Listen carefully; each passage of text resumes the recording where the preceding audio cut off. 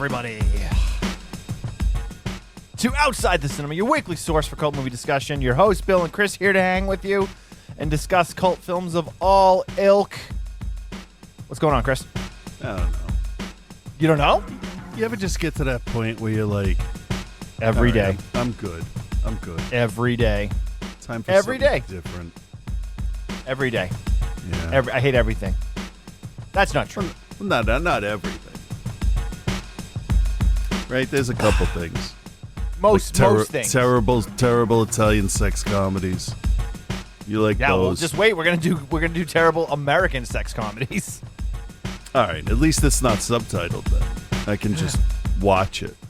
I mean, you could watch this. You could watch the English subtitles with it if you want. I could. Well, dude, you know how it I realized, depends on their accent. You know how I realized I was getting old, other than the fact that everything hurts all the time. Well, that was going to be my number one guess.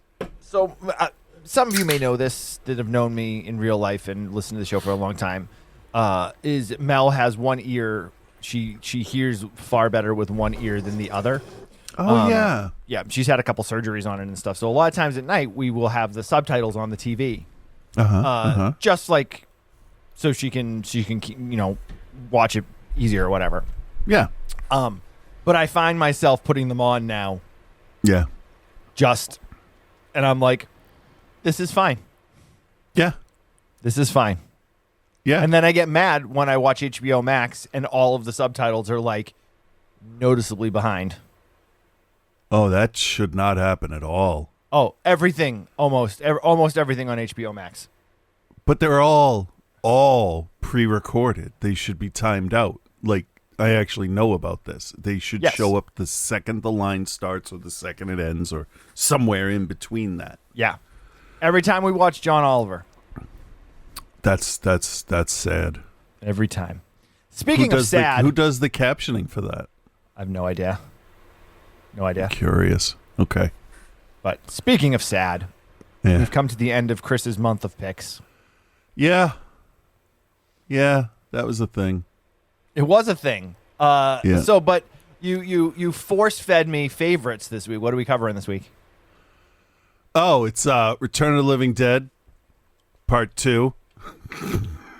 The redeadening. I don't know why that's so funny to you. That one's called The Funnening. Yeah, sure. Okay. You have a weird sense of fun. The Adventures of Buckaroo Bonzai Across the Eighth Dimension. Cool. Monkey Boy. Cool. No, I know it's not. I know you don't give a shit. It's not that I don't give a shit. I mean, I give a shit. Don't get me wrong. But yeah, so Chris wanted to program the month. He was sick of all of this shit, and he was like, listen, my birthday's coming up. I want to program the month of April. Yeah. I didn't miss it yet, right? No, I missed it, didn't I? You missed what? Your birthday. Yeah, what's today? Wow, Today's I'm a the horrible 25th. friend. It was 20 days ago. Oh, my God.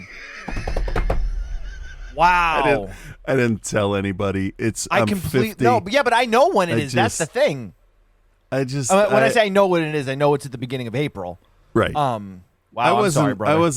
I wasn't saying anything. It's like this is all the other numbers have been fine, but this one I think it's just such a large even number. It's half of 100. It's like, yeah. I mean, it's not every day you turn 73 years old. I know. Well, half of 100.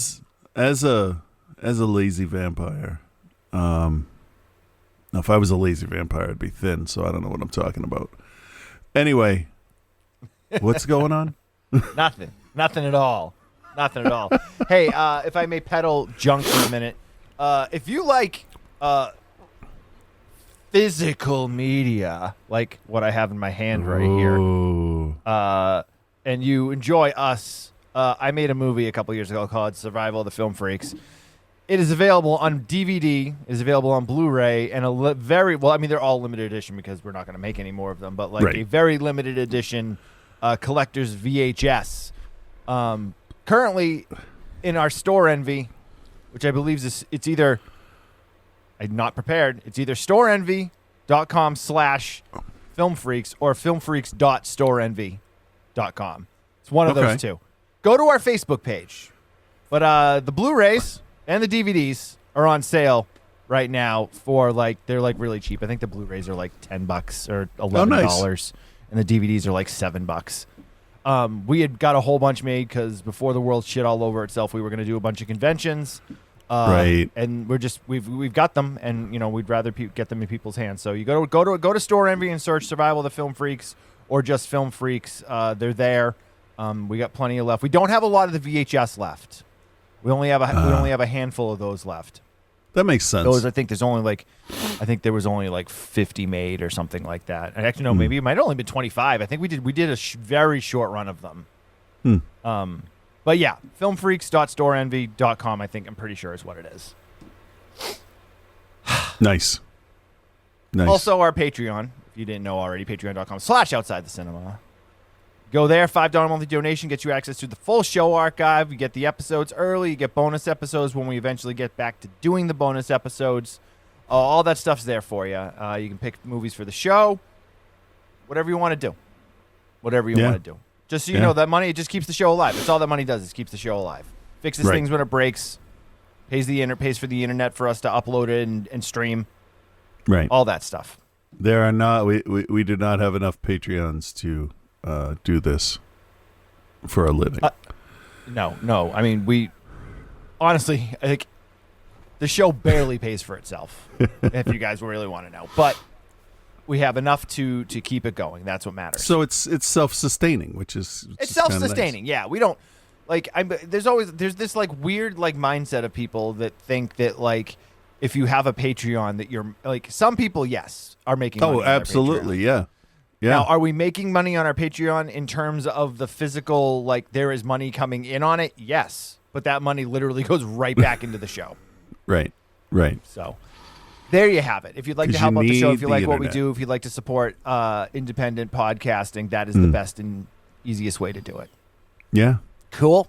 Later on in the show, Joe will be here. He's been watching the Transfer series, and Reverend Scott will stop by to provide us with what we said wrong last week, I'm assuming. Yeah. But I mean, I feel like we got to kind of get into these here. Which film do you want to start with? These are two of your favorites. So let me ask you a quick question beforehand. Yeah. Okay. So we watched that Theranos documentary about the one on HBO, the weird woman. Yeah. Yep. And we watched I Love You Now Die about the what's her face with the texts that killed her boyfriend. Are you at all interested in the dramatization that I have started Hulu's watching, have been putting out? Yeah, I started watching The Dropout. I've watched, I think, the first 3 or 4 episodes. It's quite good. Is it? It's quite good, yeah. Because knowing everything that happens and seeing it like as a reenactment, I don't know. I got a good thrill out of both documentaries when they're like, but then this. And I'm like, oh, okay. So like I already know the twists and turns, and it's like, is it worth watching? I mean, I haven't started the Girl from Plainville yet, which is the Hulu dramatization of the text case, but I'm interested in it for sure. But The Dropout has been pretty good. Amanda Seyfried does a really good job. Oh yeah, from what I've seen, Elizabeth Holmes. Her imitation skills are on point. The one issue I have is that Amanda Seyfried is pretty short. And I know that Elizabeth Holmes is tall. Yeah. Amanda Seyfried is like 5'1" or something like that. But can she do the voice? That's the important part. Yeah, it's really good because at the beginning she's got like a somewhat normal voice, and the deeper she gets into it, like the voice gets deeper, and then there's that point where like she decides to become a boss bitch and drops her voice like 3 octaves, and there's like a scene where she's looking in the mirror and she's like, I don't know. I don't know.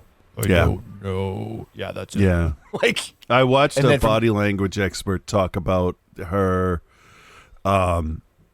voice and showing different examples of it. And it's basically what they figured was it was a person seeing that people with deeper voices have some more unspoken authority than other people. Well, there's somebody said something to her about how to be a better boss, and something about being more authoritative and like Okay. basically was like, sometimes you need to fire people, like because she started off very like, that's I think the most fascinating thing about that story is how like she legitimately had the best of intentions with everything that she wanted to do, and she became super super successful based on her idea, and the idea is really brilliant. It's just not something that can actually get done in the way that she wanted it to.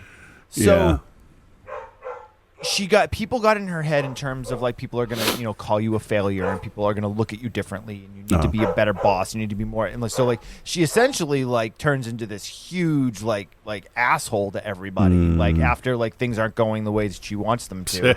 And it's very much just like, hey, no, we're gonna tell them that this is what happened, even though that's not what happened, and we're just gonna like, and it'll work eventually, but if we don't do this, we're not gonna get the funding that we need. Right. Okay. Okay. Yeah, but it is what it is. All right. I was just curious because I haven't started, so I wasn't. Yeah, sure. no, I did. The Dropout's definitely worth it. I will let you know after I start watching the other one. All right. What do you want to start with? Yeah. Why don't we do Return of the Living Dead 2? All right, let's get a trailer for it. I think I remember there being a fun trailer. I'm not really prepared today. Something new, right? All right, let's see here. Part 2 trailer. Get ready for a commercial from YouTube, I'm sure. Yep. Yep. After saving with customized car. Shut your mouth when you're talking to me. I do like that Liberty Mutual commercial, though. A deadly experiment. A freak accident.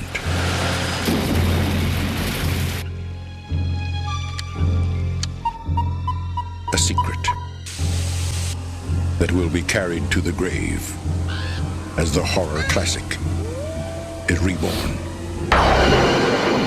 Return of the Living Dead, Part 2. Jesse will be the first to know. Billy will be the first to go. We've got to get out of here, get to a phone. 7 of the living against an army of the dead, starved for life.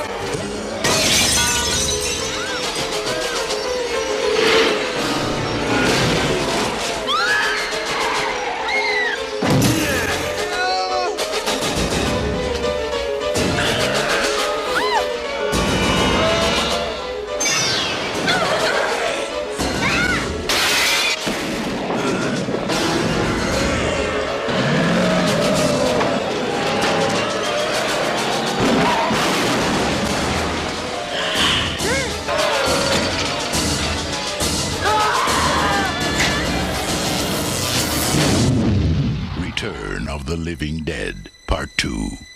Just when you thought it was safe to be dead. All right, for those of you playing at home, yes, OTC has covered Return of the Living Dead Part 2 before.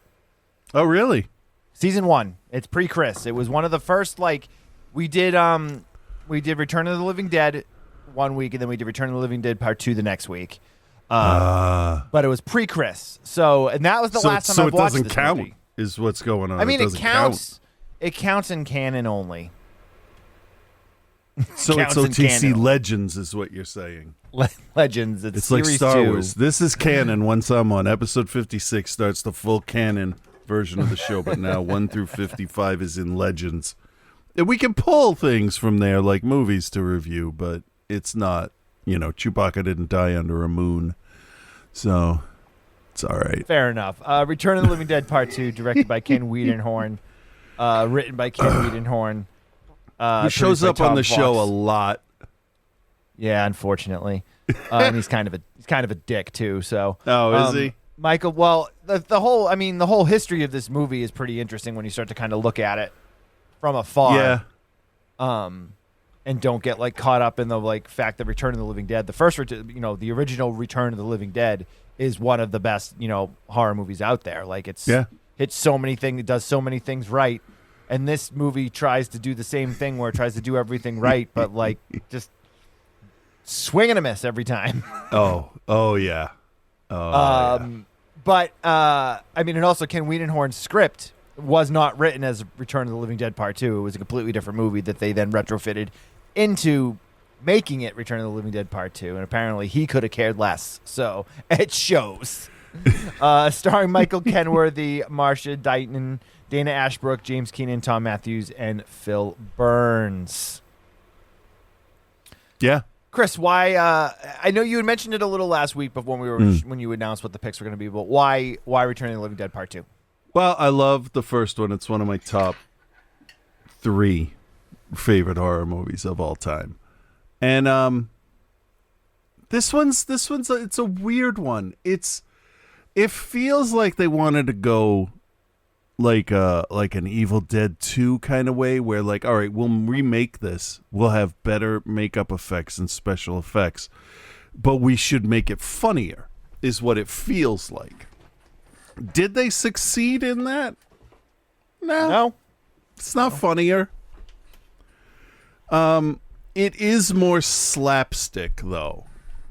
There are definitely more points at certain points. There are definitely more comic beats than the first one is more of like a tragic comedy of errors. There are funny elements, but like even in a drama, you can have comedy stuff. But I don't know. It just the first one works. Whatever twisted way the comedy is infused into the horror, it just like I said, okay, kids, we got 2 movies to watch this week because now they're watching them with me, and I'm like, all right, remember how Return of the Living Dead was a horror comedy and the horror came first? I said this is the opposite. This is a comedy horror. This is supposed to be funny before anything else. And they're like, all right. What was my point? I don't know. Okay.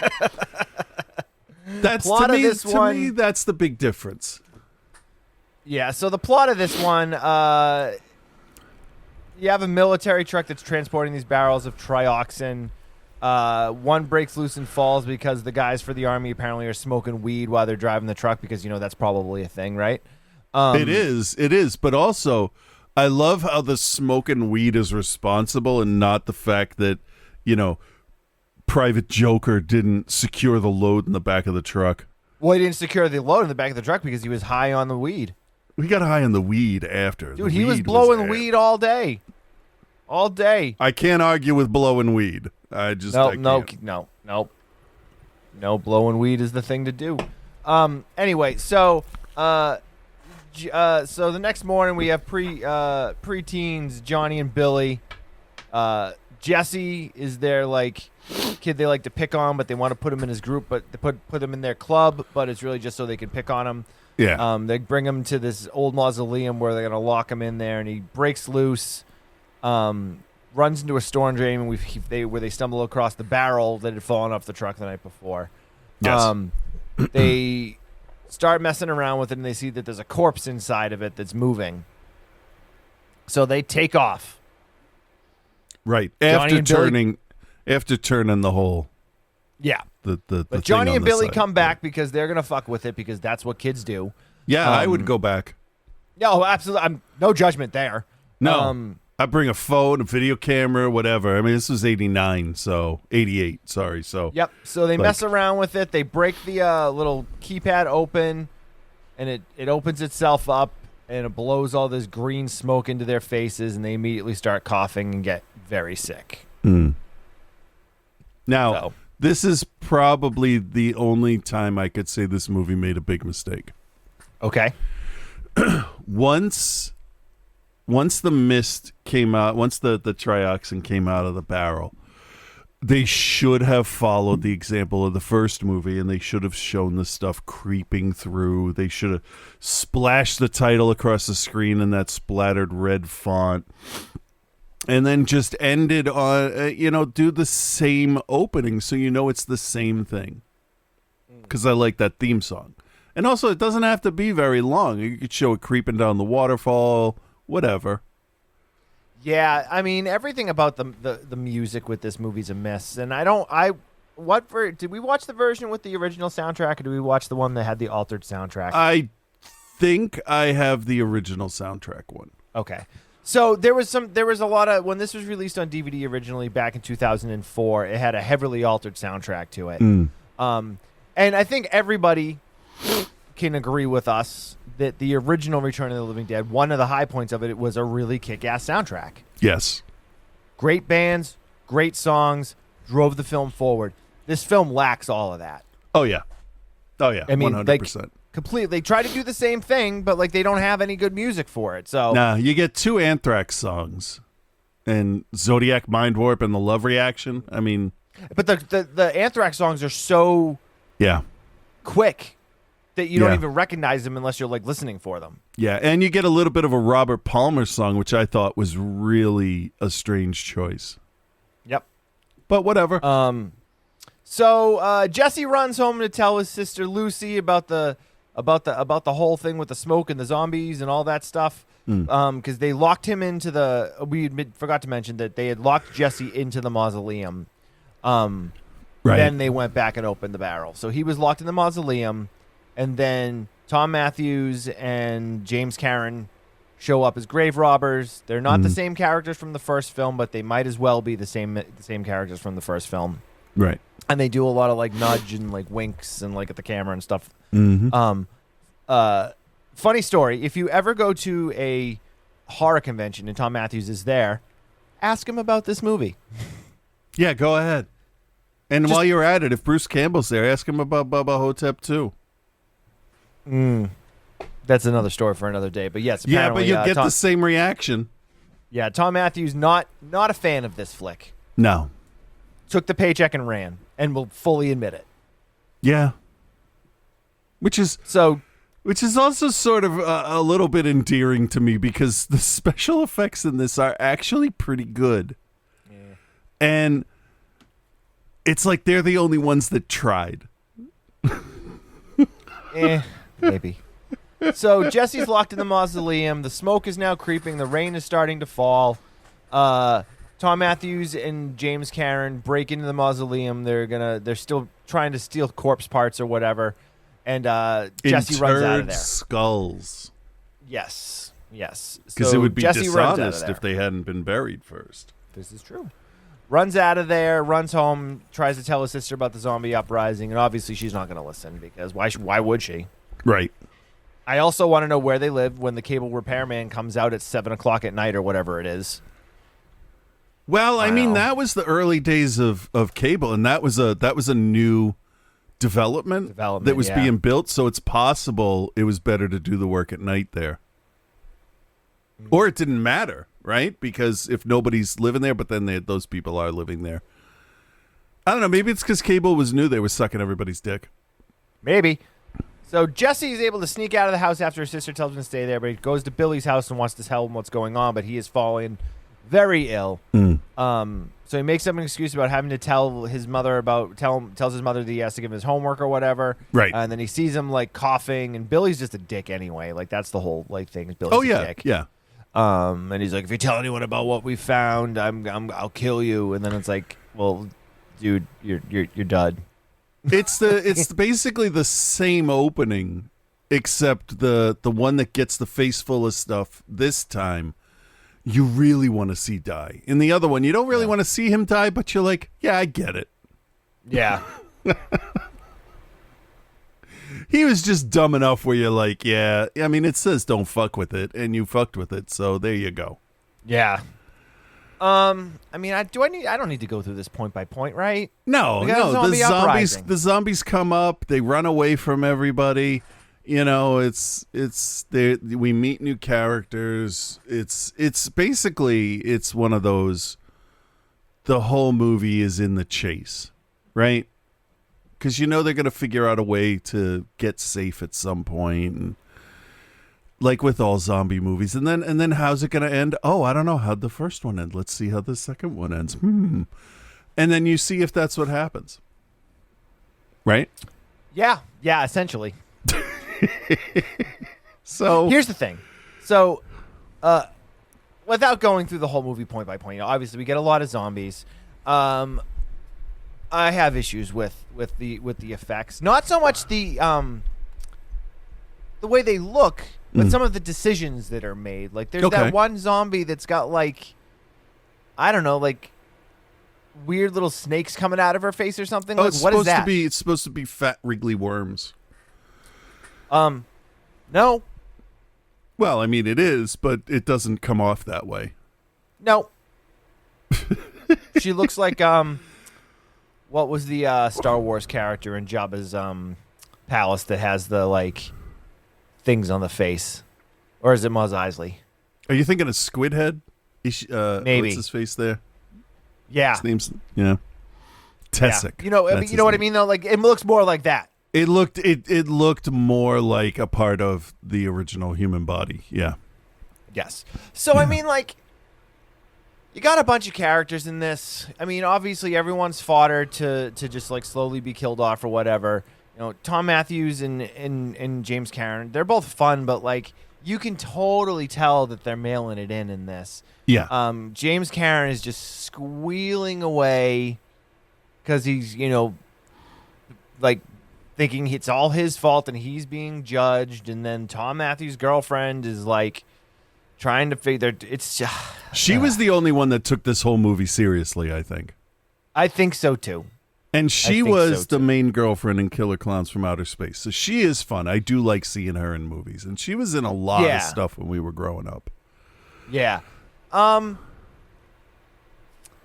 mean, my issues with this movie stem from the fact that it just fucking tries too hard, but like in the most lazy way possible, if that makes sense. Yeah, no, I can't argue any of that with you, really. Like, but you know what I mean, though. Like, yeah, they're trying.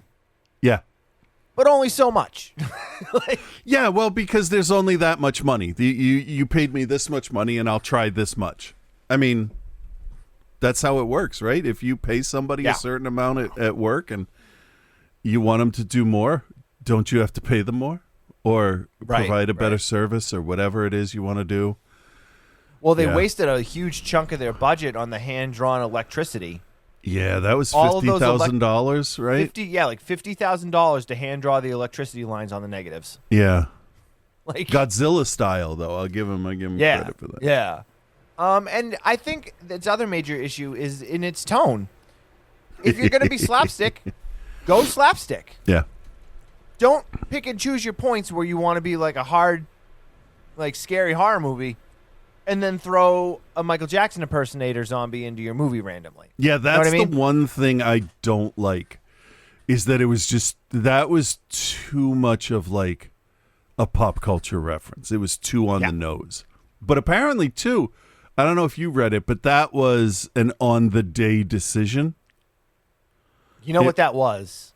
One of the key grips showed up wearing a Thriller jacket. Yeah, yeah. And they were like, hey, I got an idea. Exactly. Yeah, put a different wig on this guy, give him the jacket, make him dance in front of the camera. I mean, at that point, they'd gone full slapstick.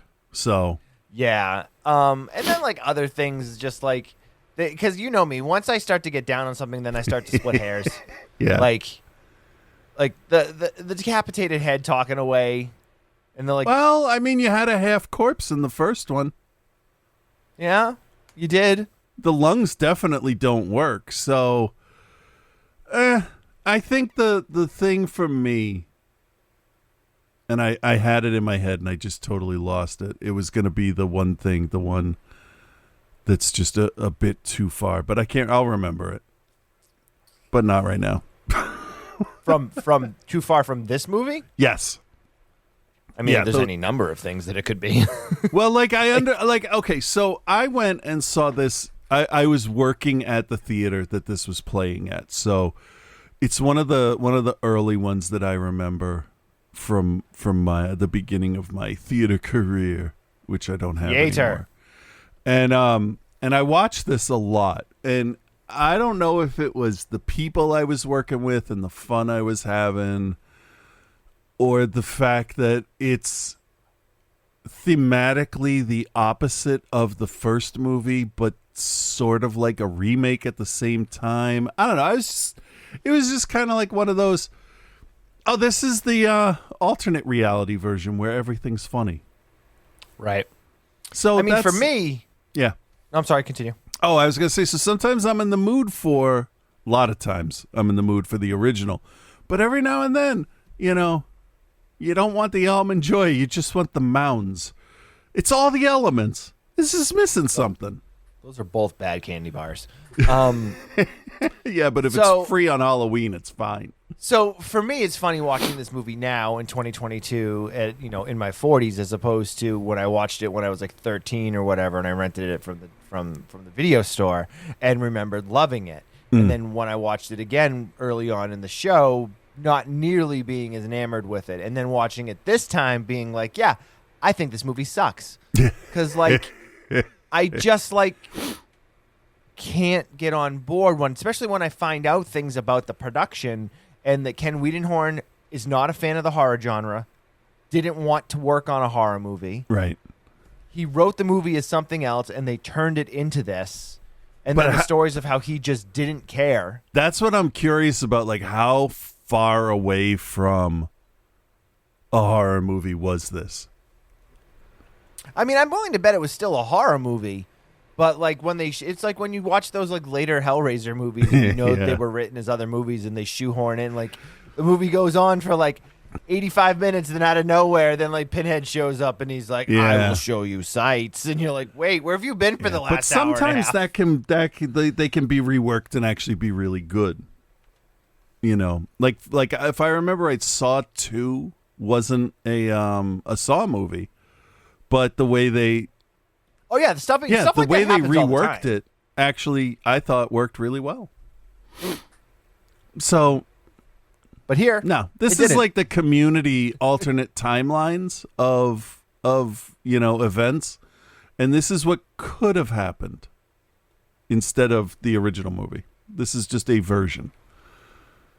So is Return of the Living Dead 4 and 5. They never happened. Yeah, Rave to the Grave and Yes. Necropolis. I right? watched them each once. Even the third. This is such a bizarre It really series, is. man.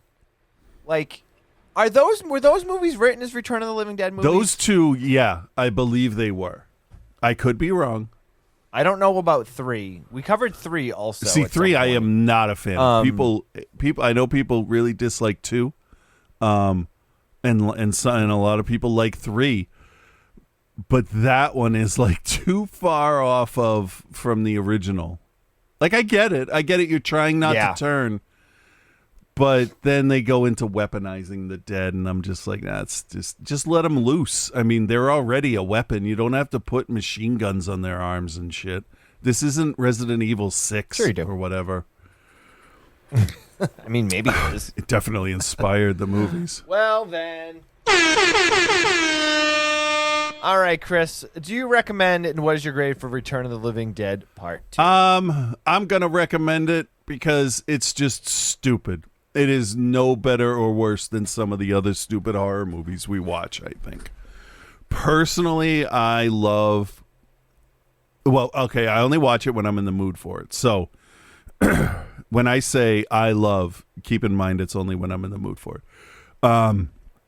The turn on the characters, how Freddy and... I don't remember their fucking names from this movie. The guys Doesn't from the matter, original, so- and that's the other thing that confused me about it. It's like, I get you want to bring them back, but they're dead, all of them. Freddy was a fucking zombie, and the other guy cremated himself. No, you can't. You can't make a sequel with those actors. You just can't. But then they do this, and I'm like, all right, I'm in. I don't give a shit. The thing is, this hit me at just the right time. So it's like I understood the cheese, and I'm just always, it's always right there. I get it. I'm a firm believer that sometimes I don't want to I shouldn't be revisiting Oh stuff yeah, that I no, used to that love. absolutely, I agree with that. But I never had stopped watching this. I'll watch it once a year or something. So it's always kind of been there, and because it's dumb. This is a dumb comedy horror movie. I just wanna point that out. Dumb horror movie. But I really like it. I'm going to give it a B+. I mean, come on. Right. You knew that was going to happen. Give it a D, and let's move on. I know. No, I know. No, Be honest.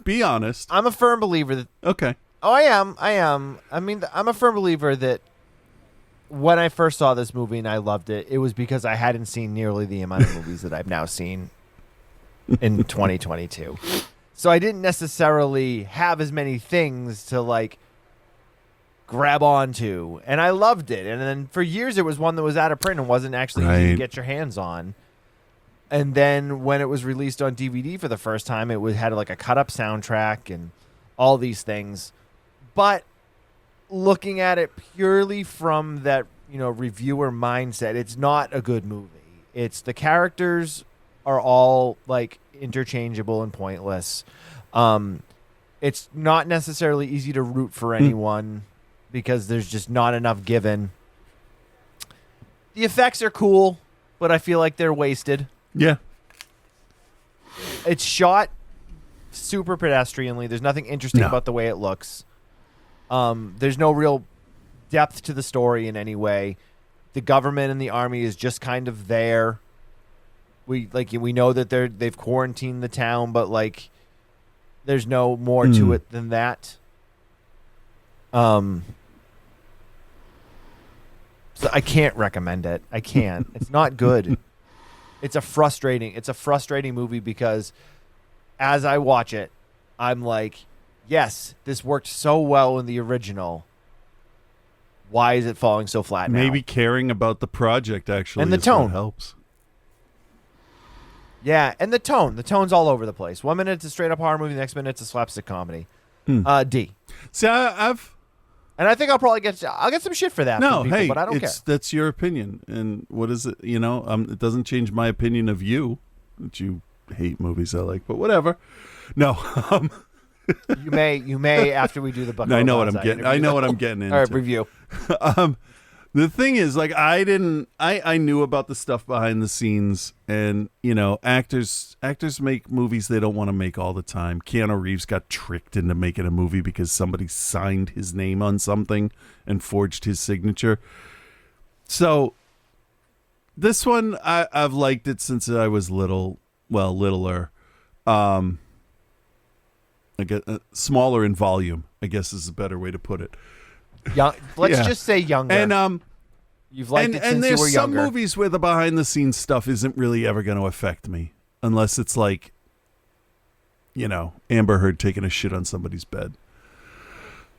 So, I mean, the reason why it affects me is because it makes my issues that I already have with it more glaring. I mean, I can't argue any of that, honestly. That's fair.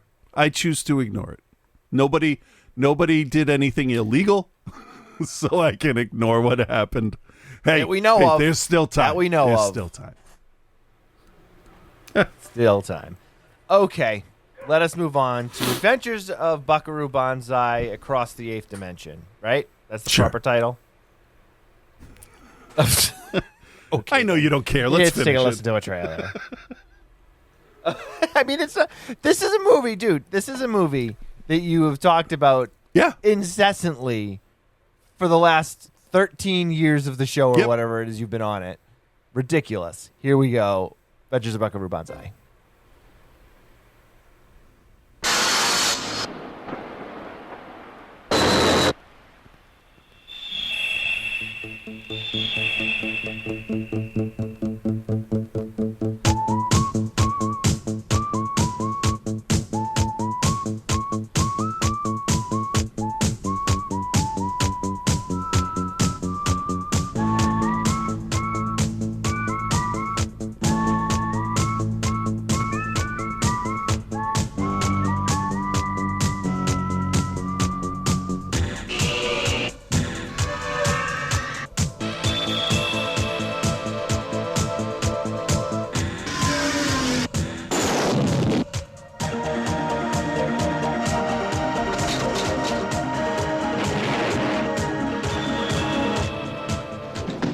president's on line 1 calling about is everything okay with the alien spacecraft from Planet 10, or should he just go ahead and destroy Russia?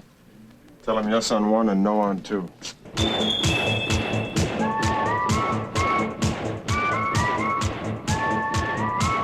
Wow, what a terrible trailer. It sounds it, yeah. What a terrible... Which was yes, destroy Russia or number 2? Wow. Anyway, all right. So 1984, The Adventures of Buckaroo Bonzai. Directed by W.D. Richter, written by Earl Mock Rauch, starring Peter Weller, Ellen Barkin, who I will say up front, great job. John Lithgow, Jeff Goldblum, Christopher Lloyd, and a whole bunch of other faces that you will recognize. Chris, I'm just going to let you talk about this, and then you hit me with what you want me to put in. Or where you would like me to add. All right, so what we have is a movie about basically what ends up being a fictional superhero. He's like Doc Savage or who the fuck else is like those people? Like, I mean, Sergeant Tony Rock, Stark. Tony Stark. Yeah. Rusty Venture, his dad from the Venture Brothers. The like titans of industry or jack of all trades, Renaissance man. That's what he is. Buckaroo is a Renaissance man. He is a surgeon, a theoretical physicist, a musician. He's half Japanese and half American. And what he does in the beginning of the movie is drives through a mountain using a device like this, huh? See? This is my... You're so pixely that I can't even tell what Oh, really? You can't what make that is. Kind of. Oh. It's, no. I made my own oscillation overthruster. There's Of course bolts you did. and some plastic, and I 3D printed it and painted it and made it. So I have one on my shelf. If it wasn't so pixely, I would probably be a lot more impressed. So he uses this device, which is it's a MacGuffin basically, and then he has a press conference about it, and basically what he ends up doing is traveling to another dimension, and bringing back a life form from that other dimension, which looks like a poisonous suckery brain attached to the bottom of his jet truck.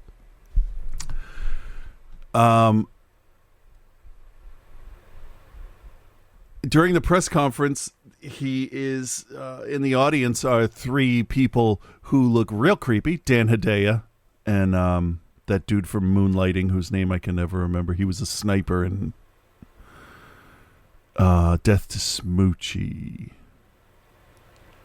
He's also in Last Action Hero. Yeah. So, basically, they want the overthruster, and their leader, Lord John Worfen, is in a mental institute, and he sees the press conference and he breaks out, using a Buckaroo Bonzai video game and the electricity to electrocute the guard that just doesn't give a shit, and he snaps another dude's neck, and he's out because he is part.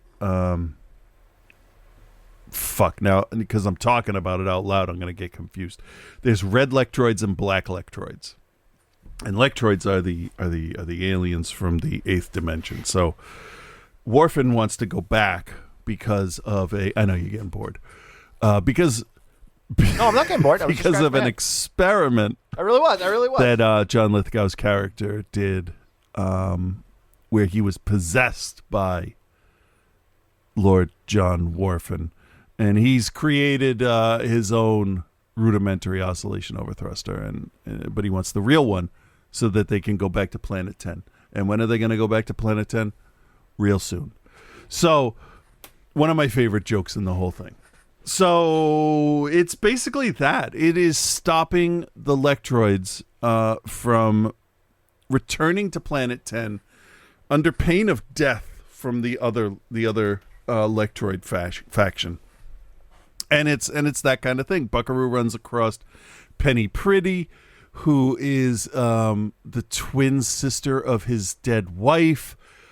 And really, this whole thing plays off as like a 50s serial with newer sci-fi ideas.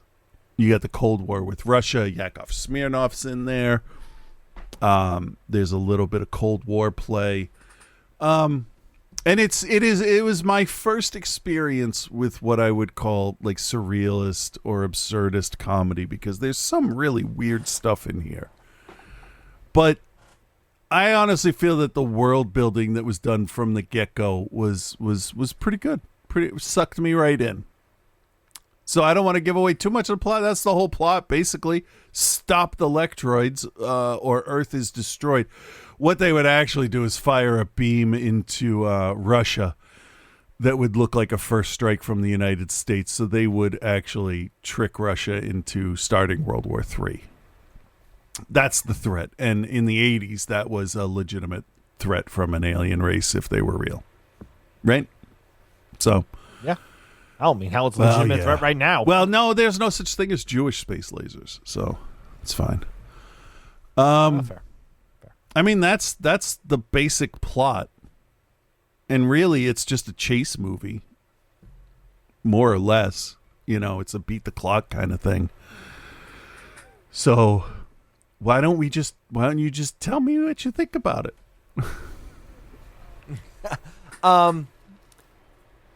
Now, I had mentioned my documentary earlier in the show. Yes.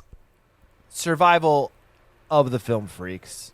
And in the making of this documentary that is about cult films, The Adventures of Buckaroo Bonzai came up a number of times. I had not revisited this movie in quite a long time, but I know over the years it has become a very big cult favorite. And I'm not entirely sure why. I don't like this movie.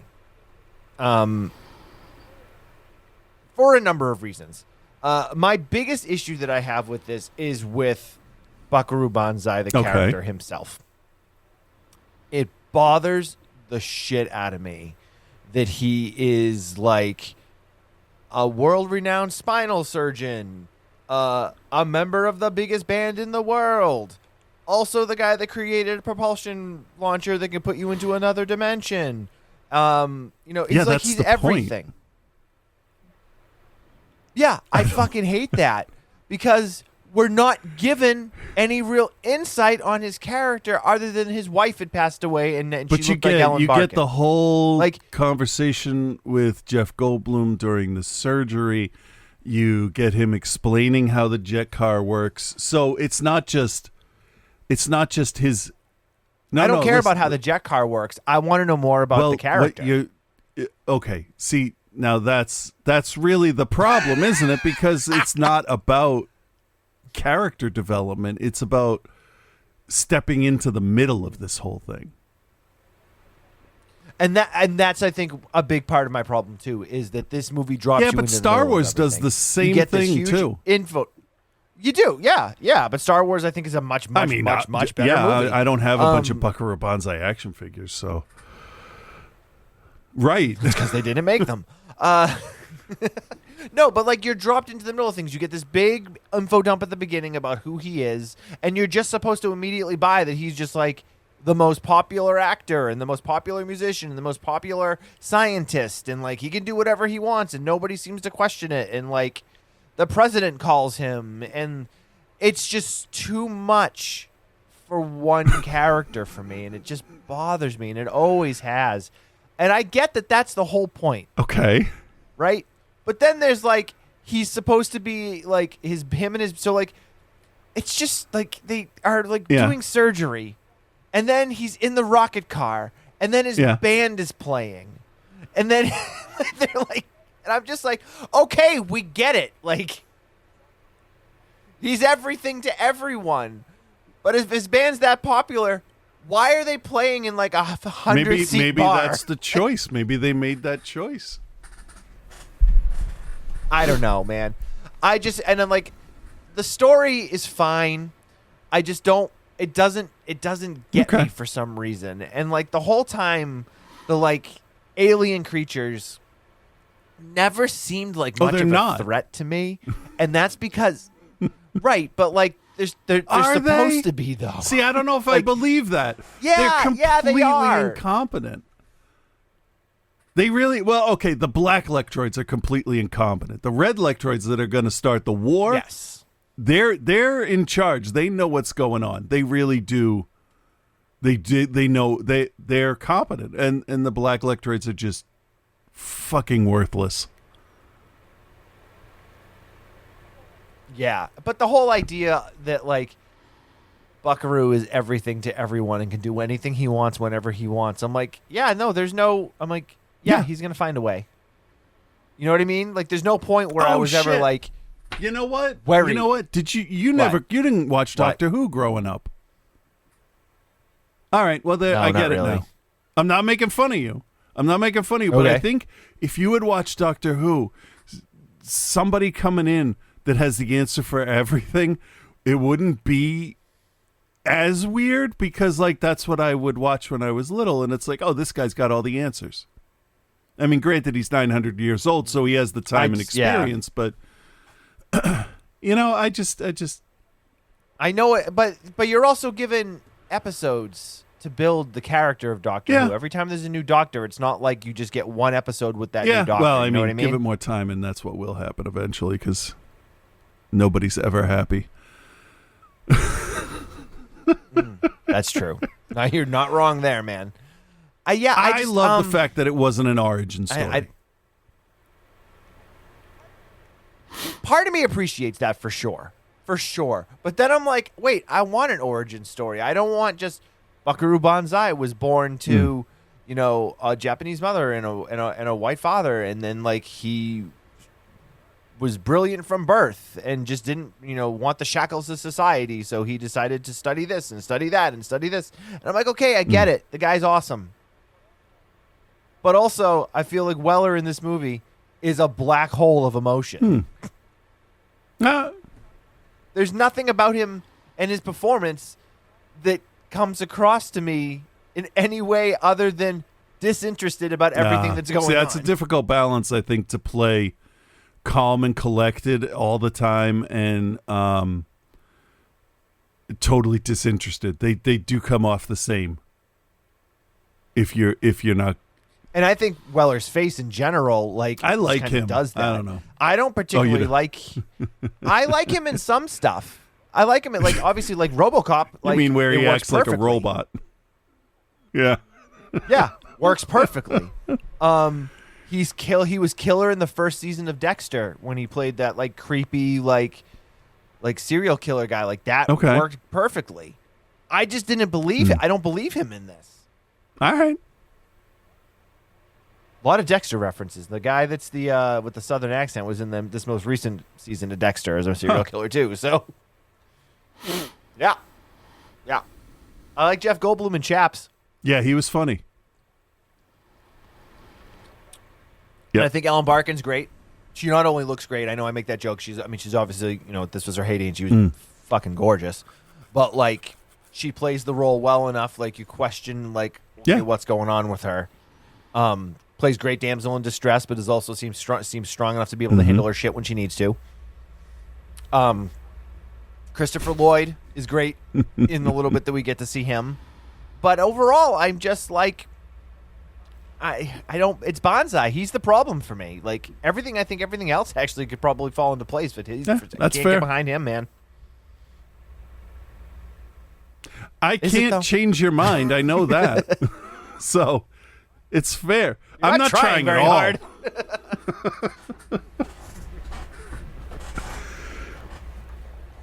I do wonder though, and maybe you can give me some insight on this because you obviously know a lot more about the background of this movie and stuff. The closing sequence bothers me so much when they're like walking through the river, the empty, you know, concrete riverbeds of LA, and like he walks out, and then like another member of the band walks out, and then like another one walks out, and then Ellen Barkin walks out, and then like all the people are walking to this like weird, silly synthy song. Like, I know. I don't. And like they're just like walking, and then they, you know, Buckaroo Bonzai will return in the next chapter or whatever. Like, Like, it's very ballsy to put that at the end of your movie. Like, and then, like, the sequel never gets made. What was the deal going on? I think they wanted to, and then it didn't make any money. It was too absurdist, I think, for a mainstream audience. A little too surreal. I don't think like with you, I just don't think it clicked with people. And the thing too is I find it interesting because I can usually click with stuff like this. Like normally I can get down. I don't know, man. No, it's not a movie that's made that it's not for everybody. No, but I mean, like I said, there's a lot of people that love this movie. It has become a big midnight cult flick over the years. And Weller will do conventions and he'll do talks and stuff on it, and it's one of the ones I'm sure outside of RoboCop that he probably gets asked about the most. Yeah. But yeah, I don't know. What else do you want to add about it before we grade it? I'm good. We got it officially on the show as a review, so there we are. Well, all right, Chris, how much do you recommend The Adventures of Buckaroo Banzai? Yeah, I'll let this movie end friendships. I'll recommend this to everybody. It's kind of a test, like, are you going to get my sense of humor or not? So, I know you don't get my sense of humor, and that's fine. So, I know. I get your sense of humor. That's fair. I just don't like it. So, yeah, of course, I'm going to recommend this. I watch it probably a couple times a year. It's an A. This is one of my top 10 favorite movies of all time. Okay. Yeah. I get it. I don't agree, but the movies we like actually end up making us the individuals we are in a way if we let it. So absolutely. This is one of the major movie differences between the two of us, I think. And that's why it's one of the few. I think it's one of the few where we really but I think differ. That's why our reviews can be so different from show to show because, It's nice when that happens, though, when we do split on something because it doesn't always happen because a lot of times we end up both being like, this movie fucking sucks. Or like, this movie's great. Too, you will say what I say, I don't get why you like this. And you're like, I don't know why. It's the same thing. It's a good ensemble cast, and I think they all had fun together, and it shows. So that helps. So, despite the fact that I kind of tore it up a little bit and gave you guys my thoughts on it, I actually do recommend it. I do recommend it because it has, vaulted its place into that pantheon of classic cult films from the 80s. So, if it sounds remotely interesting to you, and if you're listening to this show, then you should probably watch it. I can't promise that you'll like it, but I think it has a place there and therefore is deservedly. And I know you included it when we did our 100 cult films you need to watch or whatever, when we were doing those lists. So I like those lists. I get it. I don't have to like it. You don't have to like it to also like when we were doing the list. We don't have to like a movie to understand its place in cult cinema. Right. And as far as a letter grade, I'm going to give it a C-, because there's really nothing inherently wrong with it. My problems with this film, fall more on my personal taste, I think, than anything to do with the movie itself. It's, very specific choices. They chose to not do an origin story and chose to drop you in the middle of this. So I can't be mad about not getting an origin story because that was a very specific choice of them to not do one. Does it affect the movie and I think take away from the characters a bit, not knowing some backgrounds or who half the people are before meeting them? Yeah, a little bit. But, I mean, again, it's a choice they chose to make. So it does allow them the freedom, though, to write the character the best way the plot sees fit and not leave them stuck with a corner they've written themselves into. Definitely a conscious choice. I get it. Again, I don't like it. So I'll give it a C-. There you have it, Chris. Yeah. There you have it. Oh, okay. One other thing. I got to talk a little bit about the thought put into the different things we see in this movie. The Lectroid technology is fascinating. It's based on organic shapes. It looks like it's made out of junk. It's in my opinion, I thought that the whole look and feel of the Lectroids in general, with their ships, their technology, all of it, I thought that was a brilliant idea to make it like a reclaimed technology. Like, they have so much junk in their homeworld from other past eras of technology. They're just reusing stuff from landfills to make their new stuff. It just really struck me as interesting, like the bubble wrap goggles or the the hockey gloves that they wear. Just doing the best they can with what they got, and it worked. Anyway, so what do we got, Joe? We got Joe. Yeah, he watched Trancers 2, finally. Well, hello, Bill. Hello, Chris. And hello, OTC Nation.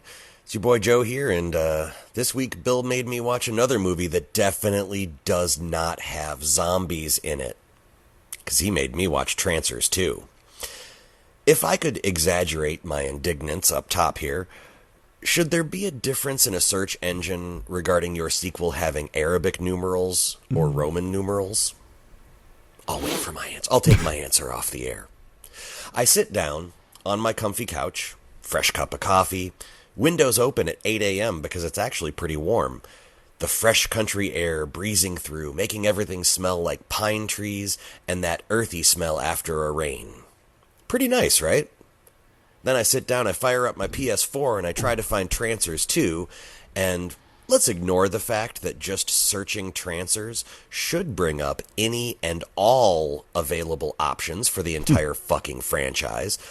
But going a little more micro, I see every Trancers film except Part 2. I'm working to a deadline here, so I immediately am sent into a mini panic spiral of, oh fuck, is this the only Trancers film that's not streaming anywhere? Is it not available anywhere? Is this one of those things where Helen Hunt is so embarrassed by this that she's gotten her Hollywood elite Illuminati lizard people handlers to stop the movie from being shown?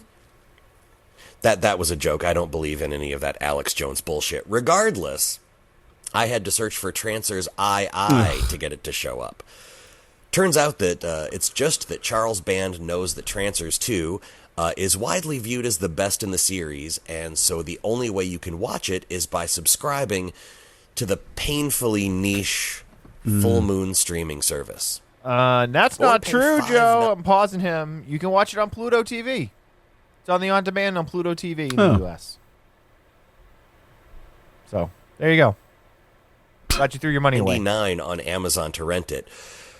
Well, Mr. Band, I say this as a long-time Full Moon mark, but also as a pragmatic adult. Good luck with your streaming service, and enjoy however much of my $6 Amazon slides your way. I'm guessing it's pretty small, because Jeff Bezos absolutely needs a 17th mega yacht. But we're not here to talk about how Charles Band and Jeff Bezos can eat my asshole. We're here to talk about Tim Thomerson hamming it up to precisely the right degree as 40s noir detective from the distant future, Jack Death, as he hunts and is hunted by... Again, they avoid the word zombie like I avoid running my face through my table saw. They're Trancers. Here's an interesting tidbit. David Dakota was a line producer on this movie. Oh, man. By the time this was made, he had already directed Creepazoids, Dream Maniac, Dr. Alien, and Sorority Babes in the Slimeball Bolorama. So, all I'm saying is I think I know what kind of lines he was producing here. Sniff, sniff. It was the early 90s in Los Angeles. Sniff, sniffle. Sniffle. So Jack Death and Helen Hunt. I'm sorry, I just impugned David Dakota there. That was just for a joke. I don't know what David Dakota does to get by. So Jack Death and Helen Hunt rescued disgraced baseball player Hap Ashby in the first movie. He was a homeless drunk being hunted by Trancers, But now in the second movie, he owns like a huge 10-acre estate in Southern California because he's good at real estate speculation. Right. Welcome to the most unrealistic thing in a movie about a time-traveling cop hunting not zombies. Anyway, Whistler from the first movie has a brother, Dr. Wardo, played by the incomparable Richard Lynch, winner of the world's Scariest Face Award up until his death in 2012. I don't know who that award belongs to now. Probably Billy Drago. Anyway, part 2. Jack's wife, who we were told was killed in the first movie, actually time traveled back to 1991 LA to stop Dr. Wardo from turning the entire homeless population of LA into trancers. Yada, yada, yada. They should have subtitled this movie Bangs to the Future, because apart from maybe 4 or 5 actors here, every fucking person here has, like, noticeable and distracting bangs. Evil Doctor sidekick? Bangs.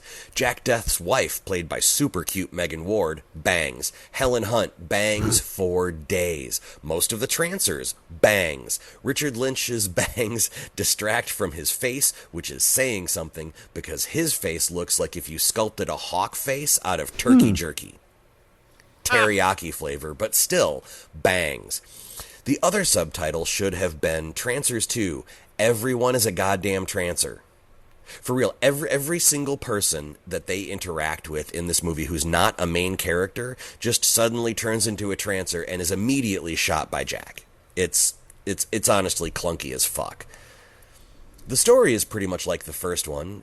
Evil guy and trancers try to take over something. They're really trying to take over something. The motivation is very vague. The only difference this time is the addition of Jack's dead wife being alive and causing just a 80s sitcom-esque B-story where Jack is trying to negotiate not only fighting a growing army of trancers, but his present-day wife and his future wife, and come and knock on our door. We've been waiting for you. But I was not waiting for this B-story to dominate the whole goddamn movie. It's the weak link in an otherwise enjoyable flick. Feels pointless to mention how this all works out because you've probably either seen this already, but also, while a good movie and a fun movie, it is a little generic in its story, which feels weird, but I'm betting that most of you listening to this could guess how this story plays out and get it at least 80% right. Here's the thing. The good. Again, we get a pretty filled-out cast of character actors that you recognize and trust not to suck. I'm talking about Babs Crampton, I'm talking about Jeffrey Combs, obviously Richard Lynch I mentioned. It's chock full of really good people. Oh, and also Art LaFleur. I just feel at this point I should just keep mentioning Art LaFleur because he's great. The 40s detective sci-fi timey-wimey thing is still fun 2.5 movies in, which is honestly surprising. The bad. $6? Really? Alright, Trancers was, I'll say it was as good as the first Trancers, so we'll give it, I don't remember what I gave Trancers, I think I gave it an A or an A-, but we'll go with that, and next week I'll be back with Trancers 3. Until then, big deep breath, be good everyone. Alright, well Joe, let me tell you something. You need to get, if you don't have it, and this is not a sponsored post, but get the Just Watch app. Get yourself a nice little account on there, and you can search movies, and it'll tell you where you can get it. Because you paid for that, but it's for free on Pluto TV. Sorry, dude. We still love you. Just so you know, Trancers 3 is on Pluto TV also. All right. Speaking of Trancers 3, Scott's segment probably has nothing to do with it. But let's find out anyway.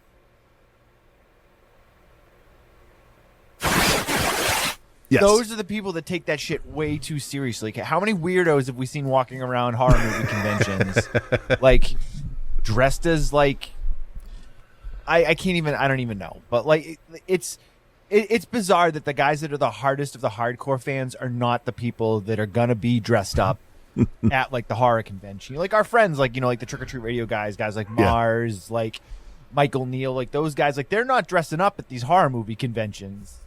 Right. Like it's just, I don't know. Oh, yeah. None of your friends would ever dress up at a horror movie convention as, I don't know, Jason Voorhees on Friday the 13th, for instance, or anything like that. They'd never inspire your own son to be Jason for Halloween. Fucking nailed it.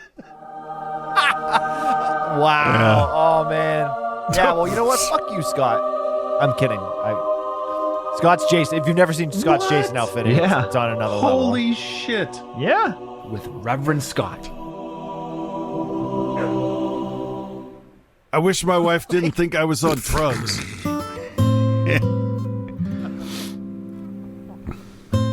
Hey there, Bill and Chris. This is Reverend Scott. Sounds like a real stand-up guy.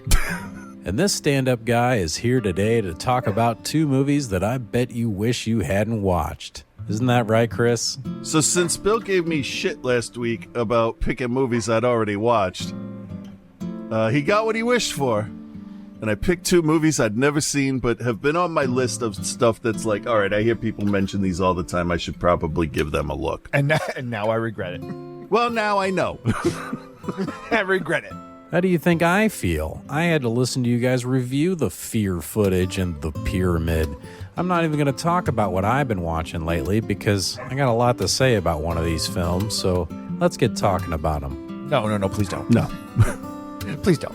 First, I want to briefly discuss The Pyramid. A movie so good, Bill couldn't even finish watching it.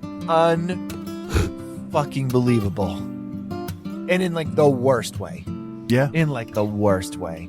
It's about a pyramid that's like buried under the sand or something. It's cursed, but they go into it anyway. And what do you know? They die. And Anubis eats them, I think. But Chris said that's not accurate. But the movie doesn't give a fuck about what's accurate. Or anything, really. So apparently Anubis doesn't eat cameras, but he'll eat people or whatever. Chris seemed to not hate the film, but he had a much better film playing in his head that he wished the movie had actually done instead.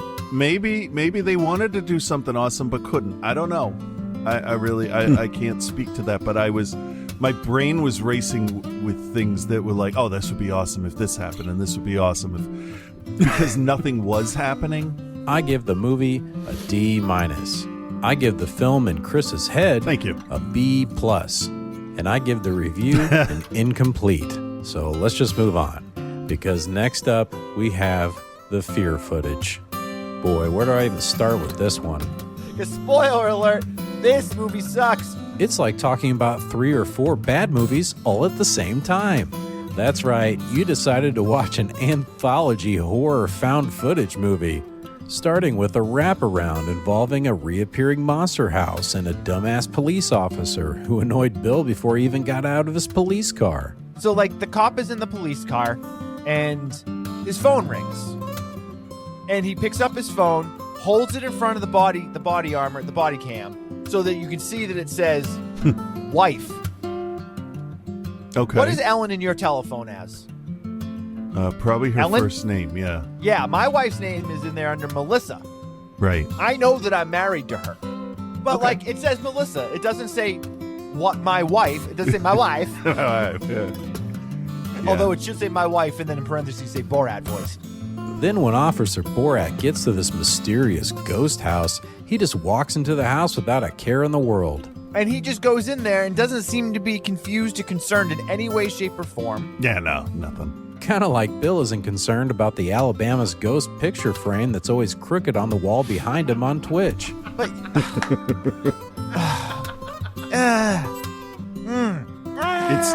And as Dippity Dipshit walks through the house without backup and without a clue, what do you know? He decides to watch a few videotapes he finds. He looks at the VCR. There's a tape in the VCR called The Fear Footage. Mm-hmm. So as the police officer, rather than finish securing the scene, Yep. and then leaving the house and being like, hey, 10-4, there's a house here, but there's nobody here. Yeah. No, he puts the tape in and then pushes play. Yeah. As you do. Right. Because he's thinking, Well, if this is porn, I'm taking it. So right off the bat, you can tell we have quite the original horror found footage anthology concept here. As a police officer, he is touching everything. Yeah. And he's not wearing gloves. No. And he's not securing anything, and he's just touching everything. Yeah. Including the VCR. Multiple times. And when Officer Borat's not messing around with someone else's mysterious videotapes in a monster house, he's rifling through children's personal belongings, like a little girl's diary entries. So it goes through about how, like, oh, this is our new house, and I'm so happy with it. I hope we're going to live here for a long time. And then the very next one was like, the walls are telling me to kill people. Yeah, well, I mean, that's how it goes with me. It does. And then she kills her family or whatever. Yeah, whatever. So the first story was about a kid. The kid, like, it just like, I mean, this kid is a black hole of acting. And his mom. The mom is just a piece of shit. Oh, she's awful. Not only an awful actress. Yeah. That woman is a terrible person. And a clown that shows up to kill them. This is just lazy. Like, this is just lazy. Yeah. I don't know, whatever. So anyway, the clown, I don't know, the fucking clown eats him. The next story was, honestly, I don't remember. What was it again? This was, it didn't have a name, so it's, people in an abandoned building. I guess. Sure. I don't know what the fuck this is about. Me either. And the final story was about some guy in the woods, I think. And I think he's writing the lyrics for a country song based on his life. My wife left me and took my daughter and told me I was on drugs again. And immediately I was like, yeah, because you sound like you're on drugs. That's all I remember, honestly. I give the fear footage a D-, but I give the review an A. So ultimately, that was a good movie pick. Sorry, Bill. I'm going to go ahead and call you bullshit artist. As you should. Okay, I think that's enough shitting on the fear footage for one day. Well, I guess 2 days, because you did that last week too. So I guess it's a good thing we're hardcore horror fans and not lowly mainstream horror fans, because who knows how many episodes we would have been still talking about the fear footage. But I find that a lot of those mainstream horror fans, and I'm not trying to cut anyone down, so don't jump all over me. I'm not cutting anyone down. Well, you know, like the mainstream horror fans, they're the ones that take it way more serious than a lot of the like hardcore people like us. I guess that's why you've been reviewing these movies for 14 years straight without missing a week, because you don't take it seriously. True. So make sure you tune in to Hardcore Horror Podcast Outside the Cinema next week, when Bill reluctantly has a birthday party for Chris. Fuck you. Your birthday party's tomorrow. I don't want to throw it. I don't want to be at it, and I hate my life. And it's in the morning. To fucking bed. Okay. But despite Bill's bad attitude, Big Daddy Chris expects Bill to deliver the best birthday party yet. I want to be proud of you, so make me proud, son. Screw you, Dad. I'm out of here. All that and so many other sons making Dad proud. But until then, peace and love, guys.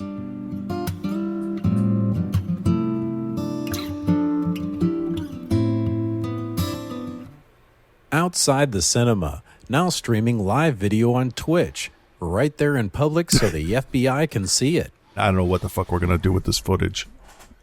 Right. Yeah. This is really incriminating. We got to do something. Yeah, right. I remembered after we recorded last week, the thing that actually bugged me more than anything about the fear footage. The scene with the LED candles. They were doing a scene where they were having like some sort of like, it was like I think the second story, and they had like the hooded characters that were like chanting and shit, and they had all these candles set up, and they were all LED candles, and they were like very obviously LED I remember candles. now turning to my daughter and saying, hey, those are the candles your grandmother has. And with that said, next week, I don't know which ones we're going to do, but we're going to do at least one 1980s sex comedy.